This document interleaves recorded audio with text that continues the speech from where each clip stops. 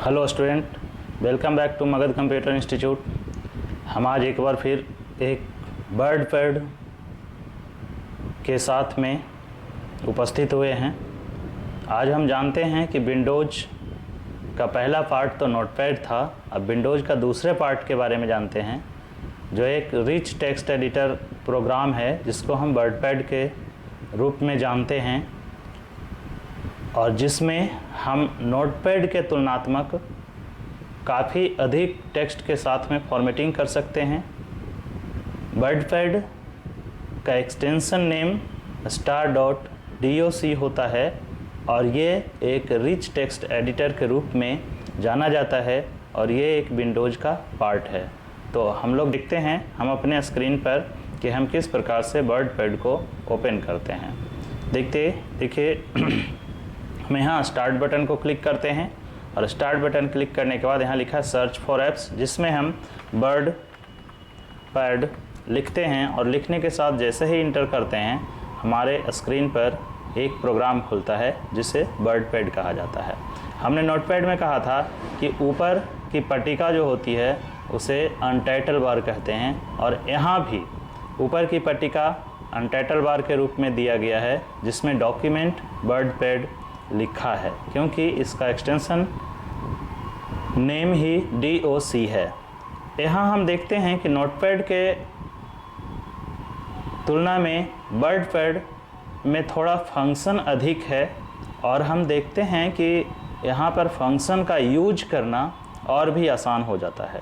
यहाँ हम देख रहे हैं कि ऊपर की ओर जो है ये 3 साइन बना हुआ है, जिसमें एक सेव का साइन है, अंडू है, रीडू है। इसे हम क्विक एक्सेस टूल बार के रूप में जानते हैं। यहाँ डॉक्यूमेंट वर्डपैड लिखा है और इधर जो हमने पहले भी बताया था कि इस साइन को मिनिमाइज कहते हैं, उसके आगे मैक्सिमाइज होता है और फिर क्लोज बटन होता है। इसमें मेन्यू बार नहीं होता, इसमें फाइल मेन्यू को ही सिर्फ मेन्यू कहा जाता है, जिसे हम ऑफिस बटन के रूप में भी जानते हैं। यहाँ होम के रूप में एक टैब होता है, व्यू के रूप में एक टैब होता है और होम में कई सारे ग्रुप होते हैं। जैसे हमने होम को क्लिक जैसे ही करते हैं तो देखते हैं कि यहाँ पर सबसे पहले पेस्ट, कट और कॉपी दिखाई दे रहा है, जो कि एक बॉक्स में घिरा हुआ भी दिख रहा है और उसका नाम दिया गया है क्लिपबोर्ड। उसी तरह से फॉन्ट है, उसी तरह से पैराग्राफ है, आगे इंसर्ट है और आगे एडिटिंग है। क्लिपबोर्ड एक ग्रुप है होम टैब में और क्लिपबोर्ड ग्रुप में 3 ऑप्शन है जिसे हम पेस्ट, कट और कॉपी कहते हैं। उसी तरह फॉन्ट में चेंज फॉन्ट है, ग्रो फॉन्ट है, श्रिंक फॉन्ट है, फॉन्ट साइज है, bold, italic, underline, strikethrough, subscript, superscript, text colour, text highlight इत्यादि फॉन्ट ग्रुप में दिया गया है। और पैराग्राफ में अलाइनमेंट यानी टेक्स्ट से संबंधित अलाइनमेंट दिया गया है और इंसर्ट में हम टेक्स्ट के साथ में किसी भी प्रकार के इमेज को इंसर्ट करते हैं। यहाँ हम देखते हैं सबसे पहले कि जो हमने नोटपैड में कहा था कि हम फाइल को सबसे पहले सेव करना सीखते हैं, तो सेव करना कॉमन होता है। जैसे हमने देखा कि नोटपैड में हम जिस प्रकार से फाइल बटन को हिट करते थे और सेव बटन को क्लिक करते ही हमारे सामने एक डायलॉग बॉक्स आता था और फिर वहाँ हम डी ड्राइव शेयर करते थे, फाइंड करते थे और फिर हम फाइल नेम को लिख देते थे। समान रूप से यहाँ भी सेव होता है और हम समझते हैं कि सभी स्टूडेंट इसका अच्छी तरह से इसको समझते हैं और ये जानते हैं कि हम फाइल को किस प्रकार से सेव करते हैं। जैसा कि हमने अभी फाइल मेन्यू को, सेव मेन्यू को ऑन किया है फाइल मेन्यू की सहायता से और हम यहाँ देखते हैं कि डी ड्राइव करने के बाद हमने एक प्रैक्टिस वर्डपैड नाम का एक हमने फाइल लिखा है और इसके नीचे देखते हैं कि सेव एज टाइप में रिच टेक्स्ट फॉर्मेट लिखा हुआ है। हम यहाँ पर सेव बटन को जैसे ही क्लिक करते हैं तो ऊपर जो अनटाइटल बार है वहाँ देखते हैं कि जो डॉक्यूमेंट था वहाँ पर अब हमारा फाइल नेम दिखाई देने लगता है और फाइल नेम दिखाई देने का मतलब ये है कि हमारा फाइल सेव हो गया है। और इसमें सबसे अच्छी ये बात है कि पेज जो है हमारे सामने हाईलाइट हो रहा है। पेज यहाँ से लेकर के यहाँ तक है, जिसमें एक रूलर लगा हुआ है और रूलर में कुछ एरिया हाईलाइट है। हाईलाइट एरिया को हम वर्किंग एरिया कहते हैं और बाकी को मार्जिन एरिया में रखा जाता है। हम यहाँ पर सपोज करिए कि हम लिखते हैं Magadh computer institute. Magadh computer institute लिखने के साथ में ही हम यदि इसे दोबारा लिखना चाहें, जैसा कि हमने बताया था नोटपैड में कट, कॉपी और पेस्ट होता है, इसी प्रकार से यहाँ टूल्स हाईलाइट हो रहे हैं, यानी टूल्स आपके ग्रुप में दिख रहे हैं। हम जैसे ही इस टेक्स्ट को यदि कॉपी करना चाहते हैं तो हम इसे सिलेक्ट करते हैं और यहाँ देखते हैं कट और कॉपी दोनों ही हाईलाइट हो गया, यानी कंप्यूटर ये समझता है कि यूजर कट या कॉपी दोनों में से कोई भी कार्य कर सकता है। जैसा कि हमने कॉपी को क्लिक किया, कॉपी को क्लिक करते ही देखते हैं यहाँ पेस्ट भी हाईलाइट हो गया है। हमने यहाँ क्लिक किया और पेस्ट पर जैसे ही क्लिक करते हैं तो देखते हैं कि बार बार वही शब्द लिख रहा है जो हमने अभी कॉपी किया था, और हम जितनी बार पेस्ट करेंगे ये उतनी बार जो है उस टेक्स्ट को लिख देगा हमारे पेज पर। और हम देख रहे हैं कि इस पेज में कुछ एरिया मार्जिन के रूप में था जो ब्लैंक है और हमारे टेक्स्ट एरिया वाले में वो लिख रहा है। इससे आपको पता चल जाएगा कि हमने कितना मार्जिन रखा था। मार्जिन को घटाने और बढ़ाने के लिए हमने पहले भी डिस्कस किया था कि फाइल मेन्यू में पेज सेटअप नाम का एक ऑप्शन होता है, जिसे क्लिक करते ही हमारे सामने एक डायलॉग बॉक्स खुला जिसमें एक पेज दिख रहा है और ऊपर हम पेज का चुनाव कर लेते हैं पेपर की सहायता से। मार्जिन में लेफ़्ट मार्जिन, राइट मार्जिन और टॉप और बॉटम मार्जिन को चेंज कर देते हैं अपने नीड के अनुसार। और यहाँ पर ओरिएंटेशन, जिसे पोर्ट्रेट और लैंडस्केप कहते हैं, जिसको जो कि हमारे पेज की स्थिति को दर्शाता है, हम इसे ओके करते हैं और हमारे मार्जिन एरिया प्रदर्शित होने लगता है।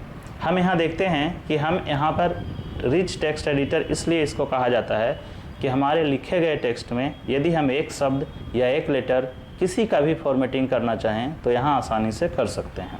हमने एग्जाम्पल के लिए हमने कंप्यूटर नाम के शब्द को सिलेक्ट किया और यहाँ देखते हैं कि फ़ॉन्ट के ग्रुप में एक कैलिबरी लिखा हुआ है, उस पर हम क्लिक करते हैं तो बहुत सारे प्रकार के टेक्स्ट दिखाई देने लगते हैं और अलग अलग स्टाइल में लिखा हुआ दिखाई देने लगता है। और हम जिस किसी पर भी पॉइंटर ले जाते हैं हमारा टेक्स्ट उसी प्रकार से लिख देता है, उसी प्रकार से रिएक्ट करता है।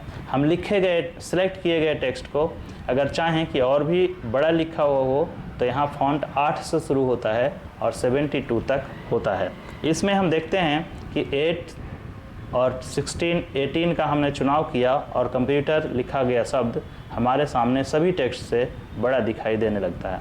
इसी प्रकार से उसके बगल में देखते हैं कि एक ग्रो फॉन्ट है, एक श्रिंक फॉन्ट है, जिसको आप देखकर समझ सकते हैं कि बड़ा ए जो लिखा गया है उसको ग्रो कहते हैं और छोटा ए जो लिखा गया है उसे श्रिंक कहते हैं। यानी ग्रो का मतलब होता है बढ़ना, तो हम जितनी बार क्लिक करेंगे हमारे फॉन्ट को 2 पॉइंट बढ़ा देगा। जैसा आप देखते हैं कि हमने एक बार क्लिक किया तो फॉन्ट साइज में 18 से 12 हो गया और इसी तरह again and again her bar 2 font बड़ा करता है। श्रिंक फॉन्ट से जितनी बार आप क्लिक करेंगे एक बार में 2 फॉन्ट छोटा करेगा।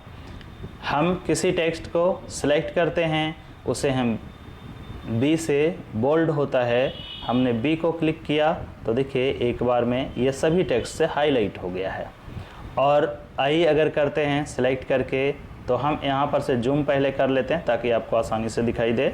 हमने जूम किया, सिलेक्शन है, आई पर क्लिक करते हैं तो ये इटैलिक हो जाता है, यानी थोड़ा सा टिल्ट हो जाता है। इसी प्रकार से हम दूसरा टेक्स्ट सेलेक्ट करते हैं और यू पर क्लिक करते हैं तो अंडरलाइन हो जाता है।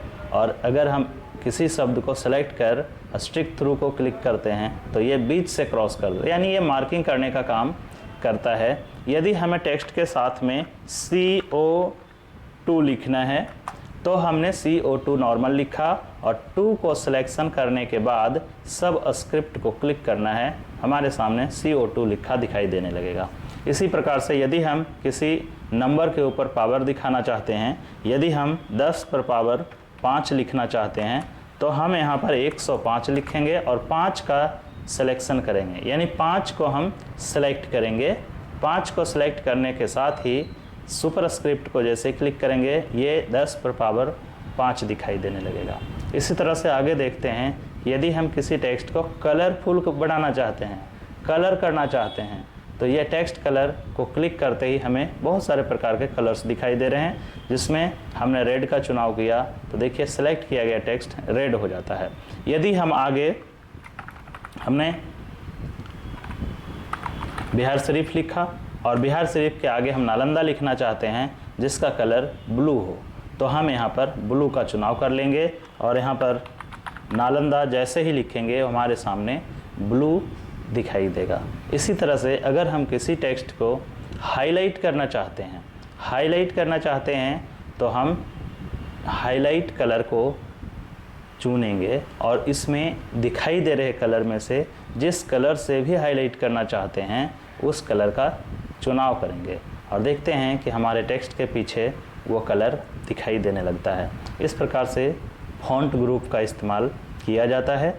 इसी तरह से आगे देखते हैं कि एक पैराग्राफ दिया गया है। इसमें पैराग्राफ यानी कि हमारे जो लिखे गए टेक्स्ट हैं उन सभी में एक पैराग्राफ के रूप में हम टेक्स्ट को लिखते हैं और जो है कि उस टेक्स्ट को हम एक पैराग्राफ में बदलते हैं। जैसे हमारे सामने अभी एक पैराग्राफ लिखा गया है, हमने कॉपी किया और पेस्ट करके एक से अधिक पैराग्राफ बना लिया है। देखते हैं कि हमारे सामने जो पैराग्राफ लिखा है वो हमारे बाएं हैंड से अलाइनमेंट है। बाएं हैंड कहने का मतलब ये है कि यहाँ से शुरू हुआ और इधर को देखते हैं सभी टेक्स्ट बाएं तरफ से अलाइंड है और दाएं हैंड में टेक्स्ट अलाइंड नहीं है। इसका मतलब अभी जो प्रेजेंट में है उसको लेफ्ट अलाइन कहते हैं। और इस तरह पैराग्राफ में भी आप देख सकते हैं कि यहाँ पर अलाइनमेंट दी गई है जिसमें ये लेफ्ट है, ये सेंटर है, राइट है, जस्टिफाई है। तो अभी हमारा जो चुनाव है वो लेफ्ट अलाइन का चुनाव किया हुआ है। हम यदि टेक्स्ट को सिलेक्ट करें, हम दूसरे पैराग्राफ को सिलेक्ट कर रहे हैं, तो उसमें देखते हैं हम यदि सेंटर को क्लिक करते हैं तो हमारे बाएं हैंड में और दाएं हैंड में दोनों ही तरफ से टेक्स्ट अनइवन हो जाता है। अनइवन होने के साथ ही और सेंटर से अलाइंड हो जाता है। इसी तरह से हम यदि तीसरे पैराग्राफ में हम देखते हैं तो तीसरे पैराग्राफ को हमने सेलेक्ट किया और सेलेक्ट करने के साथ ही हमने राइट अलाइन को क्लिक किया है, तो देखते हैं हमारे दाएं हाथ से बराबर हो गया और बाएं हैंड से अनइवन है। इसी तरह से हमने फिर से कॉपी और फिर से पेस्ट यदि करते हैं और चौथे पैराग्राफ को हम जब सेलेक्ट करते हैं और यहाँ से यदि जस्टिफाई करते हैं तो देखते हैं कि ये दोनों तरफ से बैलेंस्ड है, यानी लेफ़्ट से भी बराबर है, राइट से भी बराबर है और जहाँ हमारा टेक्स्ट ख़त्म हुआ वहीं पर ये रुक गया है। इस तरह से हम देखते हैं कि हमारे वर्ड पैड में 4 प्रकार के अलाइनमेंट दी गई है और ये चारों ही अलाइनमेंट देखिए आपके स्क्रीन पर है और ये चारों अलाइनमेंट 4 तरह से दिखाई दे रहा है। पहला लेफ्ट अलाइन है, दूसरा राइट अलाइन सेंटर है, तीसरा राइट अलाइन है और चौथा जस्टिफाई है। आप इससे महसूस कर सकते हैं कि हमें जो रिक्वायर्ड है उस तरह का अलाइनमेंट हमें करना होगा। इस तरह से हमने देखता है हम कंट्रोल ए की सहायता से हमने सभी टेक्स्ट का चुनाव किया है और यहाँ पर हमने सभी टेक्स्ट को जस्टिफाई कर दिया। एक समान सभी पैराग्राफ दिखने लगा है। जस्ट अलाइनमेंट के ऊपर एक ये 2 दिया गया है जिसमें आप एरो देख पा रहे होंगे, इसको आइडेंट कहा जाता है। यानी पैराग्राफ जहाँ से शुरू होता है और दूसरे पैराग्राफ जहाँ से शुरू होता है उस एरिया को आइडेंट कहा जाता है और आइडेंट पैराग्राफ के लेफ़्ट साइड और राइट साइड दोनों को ही आइडेंट कहा जाता है। यदि हमें ऐसा रिक्वायरमेंट है कि हम एक पैराग्राफ को छोड़कर दूसरे पैराग्राफ हम कुछ एरिया लेफ़्ट से छोड़कर पैराग्राफ को लिखें, तो हम क्या करेंगे कि इंक्रीज आइडेंट को क्लिक करेंगे। देखिए एक बार क्लिक करते हैं तो ½ इंच ऑटोमेटिक खिसक जाता है। इसी प्रकार से हम दोबारा जब क्लिक करते हैं तो 1 इंच खिसक जाता है और यदि हमें डिक्रीज करना हो, यदि हमें वापस लाना हो तो हम डिक्रीज आइडेंट का उपयोग करेंगे। इस प्रकार से यदि हमें अभी तो यहाँ से ऑटोमेटिक रूप से लेफ़्ट से खिसकता है और हमें राइट से खिसकाना हो तो देखते हैं पैराग्राफ ग्रुप में ही एक पैराग्राफ नाम का ऑप्शन है जिसमें आइडेंटेशन खुलता है। जैसे ही हम यहाँ पर पैराग्राफ को क्लिक करेंगे आइडेंटेशन खुलेगा और लेफ्ट राइट और फर्स्ट लाइन है ऑप्शन दिया गया। राइट में भी यदि हम 2.54 सेंटीमीटर का चुनाव किए तो ये देखते हैं कि पैराग्राफ दोनों ही तरफ से बराबर स्पेस छोड़ करके अलाइंड है। इस तरह से हम फॉर्मेटिंग अलग अलग प्रकार से अपने टेक्स्ट के साथ कर सकते हैं। यहाँ हम देख रहे हैं कि एक दिया गया है जिसको स्टार और लिस्ट कहा जाता है, वैसे बुलेट के रूप में इसको जाना जाता है। बुलेट का उपयोग हम क्वेश्चंस वगैरह प्रिंट करने में करते हैं। एग्जाम्पल के लिए हमने लिखा कि क्वेश्चन 1, हमने लिखा व्हाट इज कंप्यूटर। नीचे हमें 4 ऑप्शन देने हैं जो कि हमें यहाँ से मिलेंगे, जिसमें हमें डॉट का ऑप्शन है, 1 2 3 है, स्मॉल ABC है, कैपिटल ABC है और स्मॉल रोमन है, स्मॉल कैपिटल है, स्मॉल कैपिटल रोमन है सॉरी। और यदि हमने ABC का चुनाव किया तो देखते हैं स्क्रीन पर हमारे सामने A लिखा हुआ आ जाता है। A लिखने के बाद हमने लिख दिया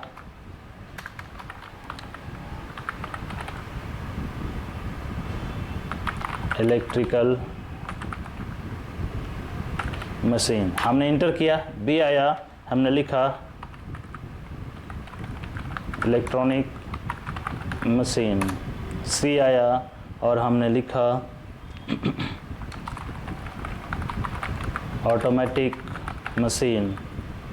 इस तरह D आया और हमें D का ऑप्शन नहीं देना है, तो हम क्या करेंगे कि दोबारा माउस की सहायता से इसे ऑफ करेंगे और फिर हम रेगुलर टाइपिंग कर सकते हैं।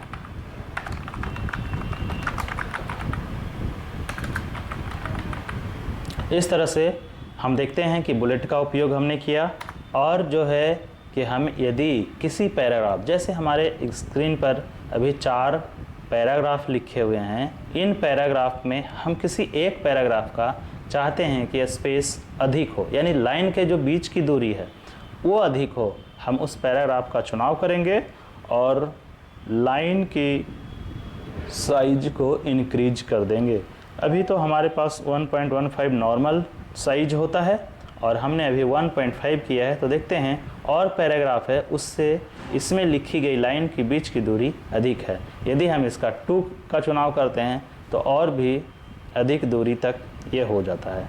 इसी तरह से हम इंसर्ट देखते हैं इसमें पैराग्राफ के साथ में। हमने अभी तक देखा कि टेक्स्ट हमने लिखा, टेक्स्ट के साथ में बदलाव किए, हमने टेक्स्ट को कलर किया, टेक्स्ट को बोल्ड किया, टेक्स्ट को इटैलिक किया, अंडरलाइन किया, strikethrough, subscript, superscript, colour, ये सब हमने देखा। हमने इसके साथ में बुलेट लगाया, हमने साथ में आइडेंट इंक्रीज और डिक्रीज करके देखा, स्पेसिंग, लाइन स्पेसिंग को देखा। इसी प्रकार से हम इंसर्ट की सहायता से किसी ऑब्जेक्ट को हम अपने टेक्स्ट के साथ में इंसर्ट कर सकते हैं। जैसा हम देखते हैं टेक्स्ट की सहायता में सबसे पहले पिक्चर दिया गया है। हम यदि पिक्चर को क्लिक करते हैं तो हमारे सामने एक डायलॉग बॉक्स खुलता है और एक डायलॉग बॉक्स खुलने के साथ में ही हम देखते हैं कि यदि हमारे कंप्यूटर में कहीं भी कोई पिक्चर है तो हम जो है उसे क्लिक करेंगे और ओपन करेंगे। ओपन करने के साथ ही देखते हैं कि हमारे स्क्रीन पर जो है एक इमेज आ जाता है, एक ऑब्जेक्ट आ जाता है। इस प्रकार से हम किसी भी प्रकार के इमेज को अपने टेक्स्ट के साथ में इंसर्ट कर सकेंगे। इसी तरह जैसा कि आपने देखा था नोटपैड में हम डेट और टाइम लिखते थे F5 की सहायता से, इसी तरह से हम वर्ड पैड में डेट और टाइम को हम अलग अलग फॉर्मेट में लिखने की सुविधा मिलती है। जिसे हमने डेट और टाइम जैसे ही आप क्लिक करेंगे यहाँ देखेंगे कि अलग अलग फॉर्मेट में लिखा हुआ एक ऑप्शन खुलता है, जिसमें हम किसी भी फॉर्मेट का चुनाव कर ओके जैसे ही करते हैं हमारे स्क्रीन पर वही डेट और टाइम दिखाई देने लगता है। इंसर्ट ऑब्जेक्ट एक और ऑप्शन दिया गया है, जिसमें देखते हैं कि जैसे ही क्लिक करते हैं तो इंसर्ट ऑब्जेक्ट नाम का एक डायलॉग बॉक्स खुलता है और इसमें ऑब्जेक्ट टाइप लिखकर बहुत सारे एप्लीकेशंस का नाम दिया गया है। यदि आप इस एप्लीकेशन को जानते हैं तब इसका आप प्रयोग कर सकते हैं। अदरवाइज उस एप्लीकेशन को यदि आप नहीं जानते तो इसका उपयोग नहीं कर सकते। यदि आपने कोई टेक्स्ट, कोई एक्सेल जैसे दिया गया है और ग्राफिक दिया गया है, यदि आप ग्राफिक एप्लीकेशन को जानते हैं तो उस एप्लीकेशन का चुनाव कर आप जैसे ही ओके बटन को प्रेस करेंगे, देखिए हमारे सामने एक एप्लीकेशंस खुल रहा है जिसकी सहायता से हम कोई भी इमेज को ड्रॉ कर, देखिए हमारे स्क्रीन पर एक एप्लीकेशन खुला है जिसमें कुछ टूल्स दिए गए हैं और इसका नाम कोरल ड्रॉ है। हम यदि यहाँ कोई भी ऑब्जेक्ट को बनाते हैं, हमने एक स्टार लिया और इस स्टार में हमने एक कोई भी कलर फिल कर और इसे क्लोज बटन की सहायता से क्लोज करेंगे तो देखते हैं कि हमारे बर्ड के पेज पर एक ऑब्जेक्ट आ जाता है, लेकिन ऐसे एप्लीकेशंस को वर्ड सपोर्ट नहीं करता है। इसकी वजह से हमारा ये पिक्चर दिखाई नहीं देता है और जो है कि ये इसके साथ में हम अच्छी तरीके से वर्क नहीं कर पाते। हम देखते हैं कि इसी प्रकार से एक एडिटिंग टैब दिया गया है जिसमें फाइंड है, रिप्लेस है, सेलेक्ट ऑल है। हमने नोटपैड में भी फाइंड का जिक्र किया था, रिप्लेस का जिक्र किया था, सेलेक्ट ऑल का जिक्र किया था। जस्ट लाइक यहाँ भी हमने जैसे ही क्लिक किया, यहाँ फाइंड व्हाट लिख करके एक डायलॉग बॉक्स आया। हम यदि इसमें एक शब्द लिख दिए और इसको हम फाइंड नेक्स्ट करते हैं, देखिए सबसे पहले सिलेक्शन होता है। फाइंड नेक्स्ट जैसे ही करते हैं अगेन एंड अगेन उस शब्द को हाईलाइट करता जाता है और हम आसानी से अपने वर्ड को फाइंड कर पाते हैं।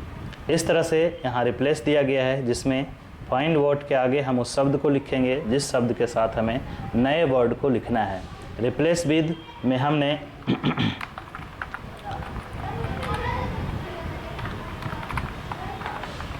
सुपर कंप्यूटर लिख दिया और सुपर कंप्यूटर लिखने के साथ ही फाइंड नेक्स्ट करेंगे, देखिए नेक्स्ट हुआ और रिप्लेस करेंगे तो कंप्यूटर के जगह पर मगध सुपर कंप्यूटर लिखा हुआ दिखाई देने लगता है। इस तरह से हम अपने ज़रूरत के टेक्स्ट को सिलेक्ट कर पाते हैं और सिलेक्ट ऑल की सहायता से हम सभी सिलेक्ट को, सभी लिखे गए टेक्स्ट अथवा इमेज को सिलेक्ट कर सकते हैं, जिसका शॉर्ट कमांड हमने पहले भी बताया था कि कंट्रोल ए होता है। इसी प्रकार से एक टैब होम यहाँ पर पूरा होता है और व्यू एक दूसरा टैब है जिसमें दिया गया है जूम इन, जूम आउट और 100%। यदि हम अपने पेज को जूम इन करना चाहते हैं यानी बड़ा करना चाहते हैं, यहाँ प्लस का भी साइन दिया गया है जिस पर हम क्लिक करते हैं तो हमारे पेज का साइज बड़ा होता है और अगर जूम आउट को क्लिक करते हैं तो पेज का साइज छोटा होता है। 100% हम किसी भी स्थिति में हों, अभी हमने देखा कि यहाँ पर दिख रहा है कि 40% हमारा पेज डिस्प्ले हो रहा है और यदि हम चाहें कि 100% हो, हम सीधा 100% को क्लिक करते हैं और हमारे पेज हमारे सामने 100% होता है और यहाँ स्टेटस बार में भी 100% ही दिखाई देने लगता है। यहाँ रूलर और स्टेटस बार को ऑन और ऑफ किया जाता है। रूलर को जैसे ही क्लिक करेंगे अनचेक होने के साथ ही पेज के ऊपर जो रूलर डिस्प्ले हो रहा था वो हट जाता है और एक बार में आ जाता है और एक बार में हट जाता है। इसी तरह से स्टेटस बार है, एक बार में ऑफ होता है और अगर चेक है तो ऑन है। रैप टेक्स्ट का उपयोग wrap to window, wrap to ruler. Wrap का मतलब होता है मोड़ना। यदि हम अपने टेक्स्ट को रूलर की सहायता से मोड़ना चाहते हैं तो रैप टू रूलर का उपयोग करते हैं और यदि हम अपने टेक्स्ट को विंडो की सहायता से मोड़ना चाहते हैं तो हम रैप टू विंडो करते हैं। जैसा कि अभी देखिए wrap to window option on है और यदि हम रूलर की सहायता से इसे चाहते हैं तो रैप टू रूलर करेंगे। यहाँ मेजरमेंट यूनिट दिया गया है जिसमें हम अपने स्केल्स में दिए गए मेजर यूनिट को चेंज कर सकते हैं, जिसमें हम इंचेज या सेंटीमीटर, अभी हमने इंच किया है तो अभी देखिए यहाँ पर इंच दिखाई दे रहा है। तो इस प्रकार से हम वर्डपैड को अपने नॉलेज में शामिल करते हैं। इसके पहले हमने नोटपैड बताया था, आज हम वर्डपैड बताए हैं। आशा करते हैं आपको इससे काफ़ी हेल्प मिलेगा और इस तरह हमारे वीडियो को लाइक एंड सब्सक्राइब करते रहिए। थैंक यू, धन्यवाद। फिर मिलते हैं अगले वीडियो में। Thank you.